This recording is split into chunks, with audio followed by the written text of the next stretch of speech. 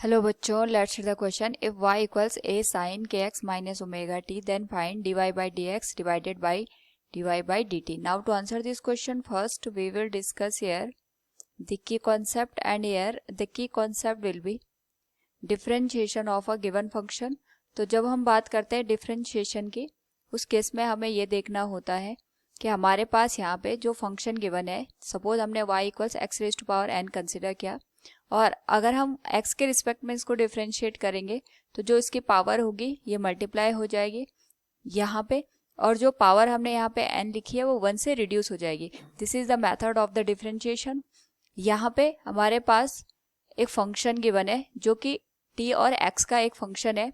It is given as a sine kx minus omega t. तो यहाँ पे पहले हमें x के रिस्पेक्ट में इसको डिफरेंशिएट करना है, देन t के रिस्पेक्ट में. लेकिन यहाँ पे हमें एक बात ध्यान रखनी है, जब हम x के रिस्पेक्ट में इसको डिफरेंशिएट करेंगे तो t को कांस्टेंट कंसीडर करेंगे, और जब t के रिस्पेक्ट में इसको डिफरेंशिएट करेंगे उस केस में हम यहाँ पे x को कांस्टेंट कंसीडर करेंगे. So we can write here dy by dx. इस केस में हम यहाँ पे t को कांस्टेंट ट्रीट करेंगे.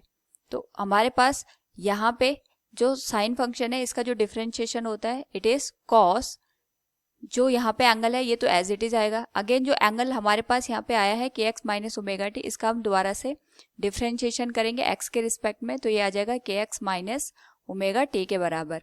क्योंकि हमने टी को कांस्टेंट कंसिडर किया है तो इसका डिफरेंशिएशन 0 हो जाएगा. के एक्स का डिफरेंशिएशन यहाँ पे के बराबर होगा. So we can write it will be D Y by D x equals a cos के एक्स माइनस ओमेगा टी, और ये आ जाएगा हमारे पास यहाँ पे के मल्टीप्लिकेशन के साथ. This will be equation number first.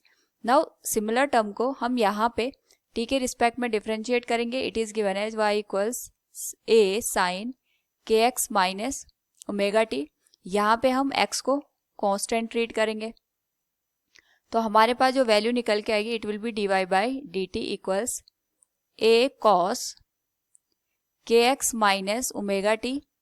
And जब हम इसको यहाँ पे टाइम के रिस्पेक्ट में डिफरेंशिएट करेंगे this will be given as के एक्स माइनस ओमेगा टी.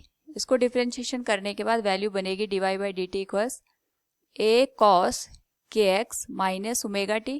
क्योंकि x तो यहाँ पे कांस्टेंट है तो इसका डिफरेंशिएशन 0 हो जाएगा, and it will be given as minus of omega. This will be equation number second. तो यहाँ पे हम लिख सकते हैं d Y by D x whole divided by D Y by D T.